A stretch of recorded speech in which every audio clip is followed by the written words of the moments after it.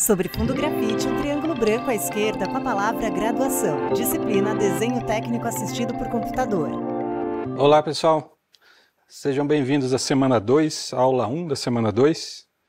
Nessa aula aqui a gente vai começar com os conceitos de projeções ortogonais e suas relações com as vistas ortográficas. Esses nomes aí vocês vão se familiarizando, durante as aulas aí, vai ficar um pouco mais comum. O professor Antônio Francisco Savia é branco e calvo, usa camisa quadriculada azul e calça jeans escura. Ele está em pé atrás de um púlpito de acrílico e de costas para o cenário do estúdio da Univesp, com puffs em tons de azul e fundo amadeirado. Sobre o púlpito, manuseia um dispositivo para controlar a apresentação de slides, que tem fundo vinho e surgem em tela cheia ou como efeitos gráficos à direita do professor em um plano mais aberto do estúdio. No primeiro slide, o nome da disciplina, Desenho Técnico Assistido por Computador, e o título da aula, Conceito de Projeções Ortogonais e a Relação com as Vistas Ortográficas. Tá? Então, o que é a projeção de um objeto? Tá? Coloquei aqui. É sua representação no papel com as dimensões reais, permitindo a construção. É lógico que, como nós falamos aí na aula anterior, da semana passada, falando das dimensões reais, mas ela pode ser usando uma escala, tá? De repente você tem um desenho de um carro, tá? Então não vai caber numa folha, então você usa a escala, tá? Então, essa representação gráfica em um plano, nós começando aqui o conceito de plano, vocês podem notar que isso aqui se você pensar num cubo, ele seria metade de um cubo. O cubo tem 6 faces. Aqui estamos vendo 3 faces. Então eu tenho aqui o plano horizontal, plano vertical, e esse plano do fundo aqui chamamos plano lateral. Slide intitulado O que é projeção de um objeto? E o texto? É sua representação no papel com as dimensões reais, permitindo a construção. É a representação gráfica em um plano. Abaixo, desenho de um triedro trirretângulo. 2 planos verticais unidos na base por um plano horizontal formam metade de um cubo. O plano vertical à esquerda é denominado plano de projeção vertical e o plano vertical à direita é o plano de projeção lateral. O terceiro plano, perpendicular, é o plano de projeção horizontal. Tá ok?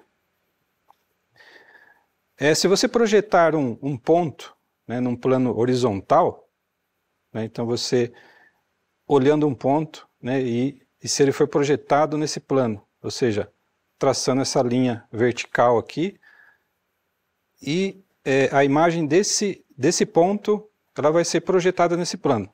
O que aparece? Então a projeção ortográfica de um ponto num plano é sempre idêntica a ele mesmo. A linha perpendicular que vai do ponto, tomado como um modelo ao plano de projeção, é chamada de projetante. Então essa linha tracejada que se chama de projetante. Slide com o título Projeção ortogonal do ponto e a imagem de um plano de projeção horizontal com ângulo alfa.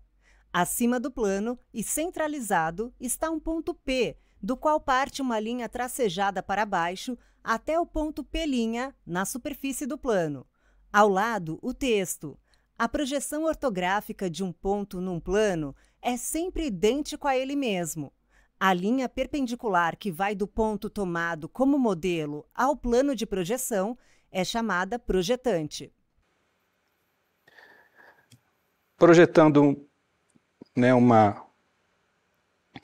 um segmento paralelo, uma reta, a um plano de projeção, ele tem sempre a mesma medida, isso é chamado de verdadeira grandeza. Então, esse segmento paralelo aqui, ele está aqui flutuando, se você projetá-lo nesse plano horizontal, ele vai ser do mesmo tamanho, tá? Então eu coloquei aqui a linha B', que é essa parte que foi projetada, é igual ao segmento AB. Tá? Então a linha B' representa a projeção de um segmento AB. Slide intitulado Projeção ortogonal do segmento de reta AB paralelo ao ponto. Na sequência, o texto. A projeção ortográfica de um segmento paralelo a um plano de projeção é sempre o que tem a mesma medida, verdadeira grandeza. Abaixo, imagem com fundo branco e um plano de projeção horizontal P na cor bege. Acima, os pontos A e B interligados por uma reta horizontal. Cada ponto tem uma linha projetante até os pontos A' e B', localizados no plano e interligados por uma reta horizontal. Legenda: segmento A'B' igual segmento AB. Ao lado da imagem, o texto A'B' representa a projeção do segmento AB. Já se esse segmento for oblíquo, ou seja, ele tem uma pequena inclinação, né, a sua projeção é sempre uma parcela menor do que o modelo. Por quê? Se você traçar essas linhas perpendiculares aqui, né, você vai ver que o A'B' ele é menor, né, que o comprimento do segmento AB, né, dessa representação.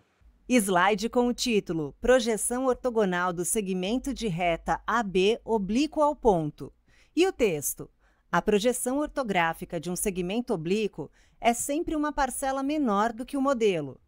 Desenho com fundo branco e linhas pretas. Um plano de projeção horizontal com ângulo alfa. Na parte superior está o ponto A, à esquerda e mais acima, à direita, o ponto B. Os dois pontos estão interligados por uma reta diagonal. As linhas projetantes se ligam aos pontos paralelos A' e B' na superfície do plano e que estão interligados por uma reta horizontal. Abaixo da imagem, o texto A'B' representa a projeção do segmento AB. O mesmo acontece aqui, né, se eu fizer a projeção de um segmento perpendicular, né, ou seja, se você olhar esse ponto A e esse ponto B, eles vão estar, né, congruentes, aí você vai enxergar apenas um ponto na sua projeção. Então, né, esse A'B' do segmento vai ser igual a zero, ou seja, vai aparecer um ponto, você não vai enxergar o segmento, né, quando ele é perpendicular ao plano. Slide intitulado Projeção ortogonal do segmento de reta AB perpendicular ao ponto. Abaixo, imagem com um plano de projeção horizontal P. Acima dele, uma reta vertical vai do ponto A, no topo, ao ponto B, do qual parte a linha projetante até o ponto A'B' na superfície do plano. Legenda: o segmento A'B' igual zero. À direita da imagem, dois tópicos. A projeção ortográfica de um segmento perpendicular a um plano de projeção é sempre um ponto. A'B' representa a projeção do segmento AB. Aqui é o mesmo conceito, né? Nós colocando, aqui no caso é um retângulo, né? Então, se você projetar aqui no plano vertical, né, esse retângulo aqui, ABCD, né, você olhando nesse sentido, né, você vai enxergar uma linha. Do mesmo modo, se esse retângulo ABCD ele for paralelo ao plano de projeção, no caso aqui o vertical, ele vai aparecer em verdadeira grandeza, ou seja, no mesmo tamanho, né, que aparece aqui, vai aparecer a sua projeção. Tá?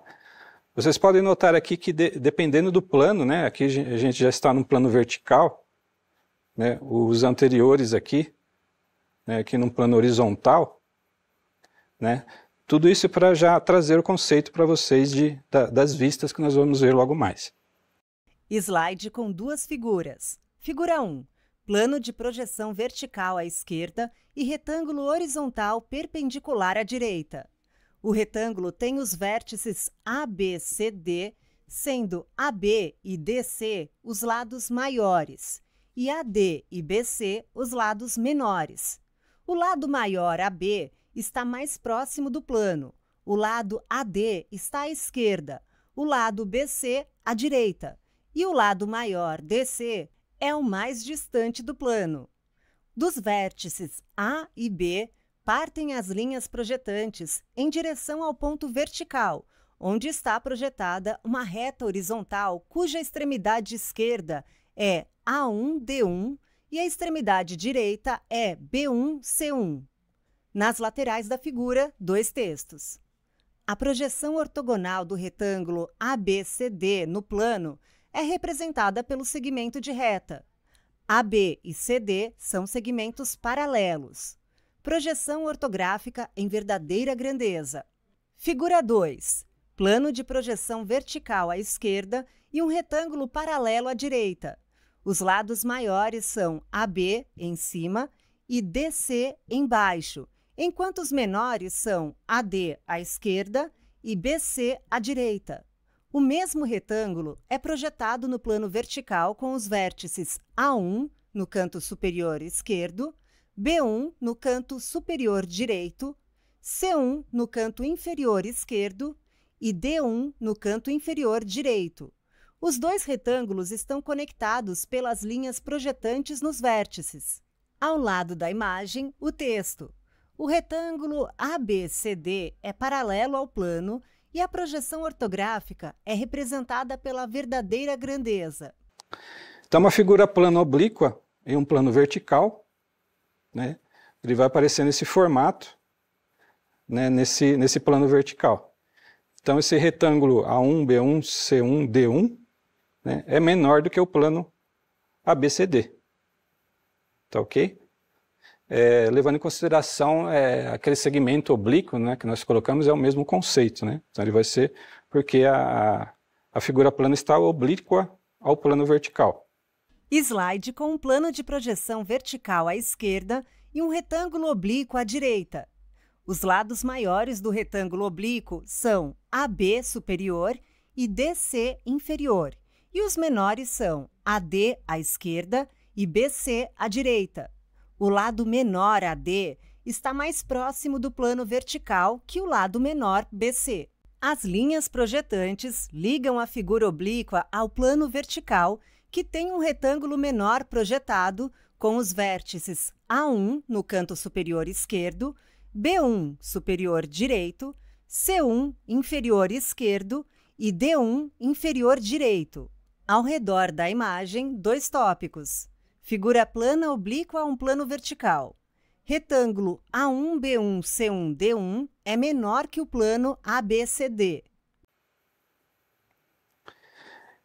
Aqui falando de representação de figura sólida, então aqui um conceito, né? Representação de objetos tridimensionais por meio de desenhos bidimensionais. Né? Lembra lá que eu falei do monge, né? Que era bionívoca, né? Então é exatamente isso daqui. Então você vai representar um objeto tridimensional por meio de desenhos bidimensionais, que é ali, né, você traduzindo ali para o papel. Utilizando projeções ortogonais, né, foi idealizada lá pelo Gaspar Monge, né, naquela geometria descritiva.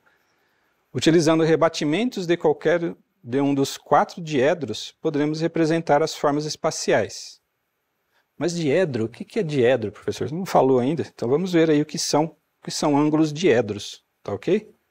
Slide intitulado Representação de figura sólida. E o texto? A representação de objetos tridimensionais por meio de desenhos bidimensionais, utilizando projeções ortogonais, foi idealizada por Gaspar Monge, geometria descritiva. Utilizando rebatimentos de qualquer um dos 4 diedros, podemos representar formas espaciais. O que são ângulos diedros? Então aqui são planos representando os diedros. Aqui está o conceito de diedros, são a intersecção de dois planos ortogonais. Né? Então nós falamos que tem um plano ortogonal aqui, vertical e horizontal. Então esse aqui nós chamamos de primeiro diedro. Né? Se você for fazer um giro aqui anti-horário, né, nós podemos representar pelo próximo aqui o segundo diedro, o terceiro diedro e o quarto diedro. Tá?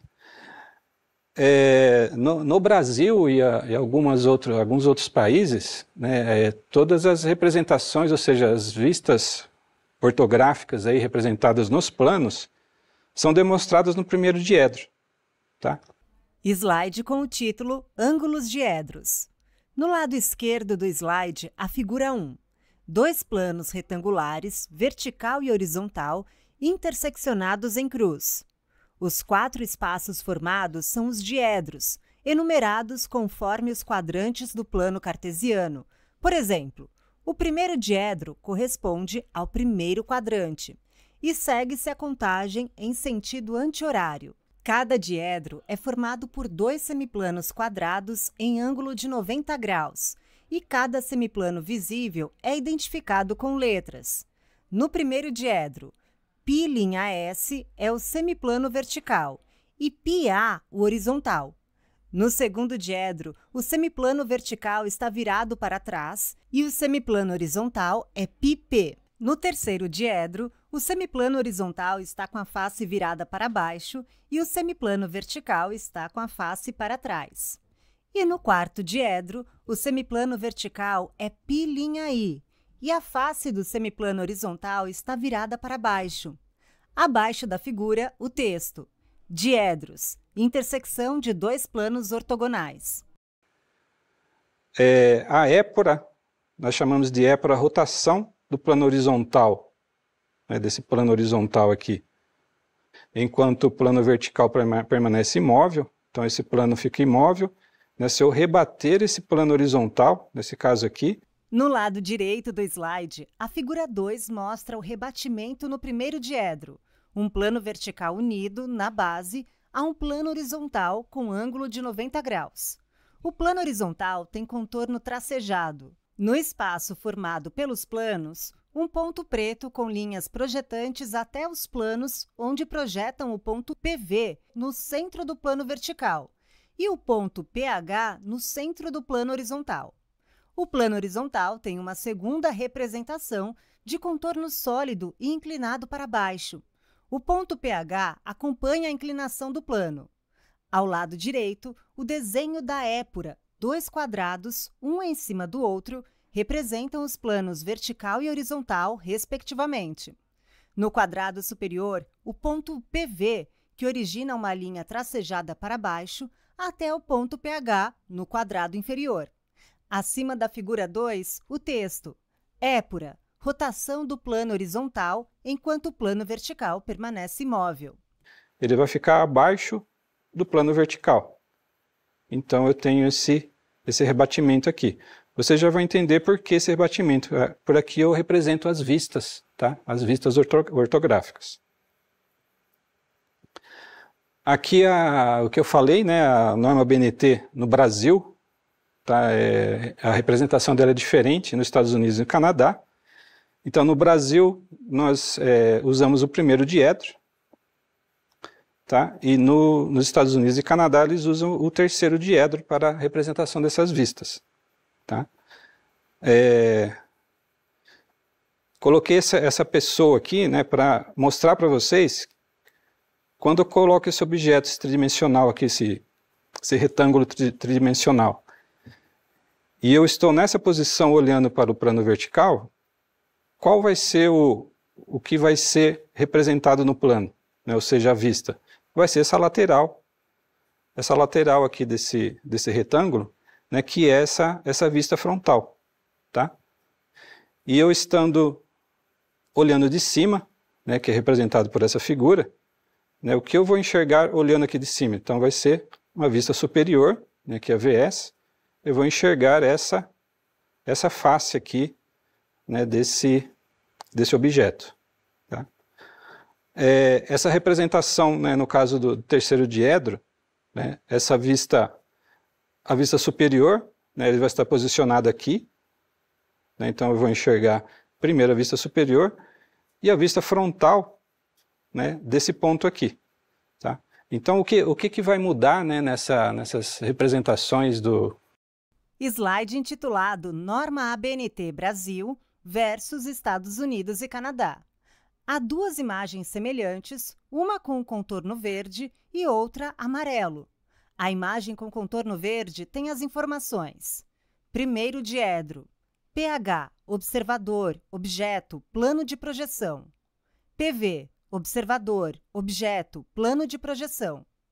Abaixo, o sistema mongiano, com os planos vertical e horizontal interseccionados. No primeiro diedro, há um objeto retangular achatado tridimensional. Há duas figuras de observador, uma ao lado direito do primeiro diedro e outra acima. No plano vertical, o objeto é projetado como um retângulo estreito e no plano horizontal é projetado como um retângulo largo. Ao lado da imagem, a legenda: retângulo estreito, VF, retângulo largo, VS. A imagem com contorno amarelo tem as informações: terceiro diedro, PH, observador, plano de projeção, objeto. PV, observador, plano de projeção, objeto. Abaixo, repete-se o sistema mongiano. O objeto retangular achatado tridimensional está no terceiro diedro. Há dois observadores, um acima do segundo diedro e outro à direita do quarto diedro. No plano vertical, o objeto é projetado como um retângulo estreito e no plano horizontal é projetado como um retângulo largo. Ao lado da imagem, a legenda: retângulo largo, VS, retângulo estreito, VF. No caso do Brasil e Estados Unidos, só a posição de representação da vista, né? A vista você pode ver que são as mesmas, né? Então, vista frontal é o mesmo formato da vista frontal e vista superior o mesmo formato da vista superior. Então, para eu enxergar a vista frontal, tá, eu me posiciono em frente ao plano vertical, com o objeto posicionado aqui. Então, esta vista aqui que eu vou representar no plano vertical, né, ela se chama vista frontal. Para eu enxergar a vista superior, eu me posiciono em cima da peça, né, enxergando essa parte de cima da peça, então vai ser a vista superior. E para enxergar a vista lateral, né, enxergando daqui, né, eu projeto essa vista no plano lateral. Slide intitulado Vistas, frontal, superior, lateral, e com uma imagem. No triedro trirretângulo, há um bloco retangular tridimensional que projeta cada face em um plano do triedro. A face maior é projetada no plano vertical e identificada pela vista frontal. A face menor é projetada no plano lateral e a vista é lateral. A face média é projetada no plano horizontal pela vista superior. Como isso é representado nos planos? Então aqui eu tenho os três planos, né, o plano vertical, plano lateral e plano horizontal. Né, se eu desdobrar, né, a E por aqui, né, do plano vertical, eu faço o desdobramento do plano horizontal, então eu fico com essa figura aberta. Faço a mesma coisa com o plano lateral. Então eu tenho aí o total rebatimento dos planos, fica um L invertido, né? No slide, 3 imagens representam o rebatimento dos planos. Em cada plano, a projeção do bloco retangular do slide anterior. Na primeira imagem, o triedro, formado por 2 planos verticais e um horizontal que, unidos, formam parte de um cubo. Uma linha pontilhada e setas indicam que o plano horizontal está desdobrado para baixo, a partir da aresta com o plano vertical. Na segunda imagem, o plano horizontal forma 180 graus em relação ao plano vertical. O plano lateral continua em 90 graus com o plano vertical. Na terceira imagem, uma linha pontilhada e setas indicam que o plano lateral está desdobrado para a direita. Então eu fico com essa posição aqui, né? O plano vertical, plano lateral e o plano horizontal. Isso é uma padronização, né? Para os desenhos estando nessa posição, você nem precisa informar a pessoa que isso aqui é uma vista frontal, essa é uma vista superior, essa aqui é uma vista lateral. Né? Pela posição, a pessoa já sabe que tipo de vista é aquela. Então essa projeção azul, né, que eu coloquei aqui, representa no plano vertical, chama-se projeção vertical ou vista frontal. Né? Essa laranja chama-se projeção horizontal ou vista superior. E aqui a verde é a projeção lateral ou vista lateral esquerda. Por que lateral esquerda? Tá? Na próxima aula a gente vai né, vai definir mais, detalhar, mas isso daí a gente vai ver que tem outras vistas para completar esse cubo dos planos, tá ok? Novo slide com a imagem bidimensional dos planos de projeção posicionados em L de ponta cabeça. Acima estão os planos vertical e lateral lado a lado, e o plano vertical está abaixo à esquerda. Há um retângulo colorido e de diferentes dimensões em cada plano. Ao redor da imagem, caixas de texto com cores correspondentes aos retângulos projetados. Projeção azul, representada no plano vertical, chama-se projeção vertical ou vista frontal. Projeção laranja, representada no plano horizontal, chama-se projeção horizontal ou vista superior. Projeção verde, que se encontra no plano lateral, chama-se projeção lateral ou vista lateral esquerda. Olá, pessoal. Hoje estamos aqui com o futuro engenheiro João Paulo. Em videochamada, o professor Antônio Francisco Savi é visto do busto para cima em tela cheia. Ele usa camisa branca e está em uma sala com paredes claras. Ele vai falar um pouquinho da formação, onde ele estuda. Primeiro, agradecer pelo passar aqui esse conhecimento para a gente. E você falar um pouco, João, se apresentar primeiro, falar um pouco da importância aí do estágio, que você fez, se você já acabou, e das atividades que você fazia lá, e se teve atividades com desenho, e a importância que foi para você, dos conhecimentos básicos que você teve na disciplina da graduação também, tá bom? Mas a gente vai batendo papo. Olá a todos, no professor já me apresentou, meu nome é João Paulo, eu estou no 4º ano aí de Engenharia Industrial Madeireira, na Unesp, aqui no campus de Itapeva. João Paulo Kulik Lapena, aluno do curso de Engenharia Industrial Madeireira. É um homem branco de cabelos escuros, usa camisa preta e está em um ambiente de paredes brancas. E, bom, vamos começar pela matéria, durante a graduação, quando eu fiz o desenho técnico, primeiro que foi uma matéria que eu gostei bastante, só que eu não sabia da importância que ela teria tanto durante a graduação, quanto agora no momento de fazer o estágio. No nosso curso, ela é dada logo no primeiro ano da graduação, então, a partir do 2º ano, a gente já começa a usar os conceitos que a gente vê lá de vistas, cotas, os planos, o diedro, enfim, todos os conceitos que nós vemos na matéria, a gente aplica depois em outras matérias, na concepção, design, assim, de peças, de componentes de máquinas. Então é uma matéria, não à toa ela é dada no começo do curso, que ela é muito importante durante a graduação, auxiliando aí as outras matérias. E bom, aí no momento que eu comecei a fazer o estágio, logo no primeiro dia já foi apresentado uma planta com projetos de treliça, componentes estruturais. Então aí já foi fundamental, sem aquele conhecimento e a prática que a gente tem durante o curso, eu ia olhar ali aqueles projetos e as dimensões, ia ficar completamente perdido se eu não tivesse já esse background aí que a matéria proporciona para a gente. Então, o meu estágio era na execução de um telhado shingle, que é um telhado americano, desses assim de alto padrão.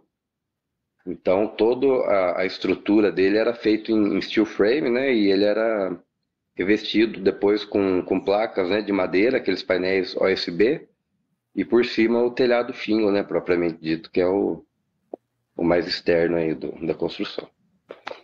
Então no dia a dia o que eu tinha que fazer era acompanhar, porque eu tinha o projeto que era para ser executado, e tinha o que era executado na prática lá, que pode ser que eu conferia alguma medida e dava alguma diferença do projeto original, o que foi construído lá, são os imprevistos aí que acontecem durante a execução, que você tem que ir adaptando o projeto, é normal desse meio que acontece isso. No projeto você determina uma coisa e durante a execução você tem que ir realizando as adaptações para a realidade lá do local, da obra, né? Enfim. Então, durante, né, mais ou menos na metade da execução do telhado, eu precisava fazer também o levantamento do perímetro e das áreas, né, do telhado que foram construídos de fato, registrar as mudanças, né, num arquivo, no AutoCAD, né? E O AutoCAD que ele utilizava. era o AutoCAD, isso.